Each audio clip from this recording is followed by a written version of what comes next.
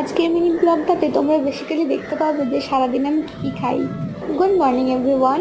সকাল সকাল ঘুম থেকে উঠেই দেখছি চিকেন রান্না হচ্ছে কিচেনে। আমি আর চিকেন দুটো আলাদাই কম্বিনেশন। ব্যাস, এরপর নাচতে নাচতে চলে গেলাম নতুন একটা পার্সেল আনবক্সিং করার জন্য। সাথে একটা প্রোডাক্ট ট্রাইও করে দেখলাম, যা যন্ত্রণা পেয়েছি বাবা।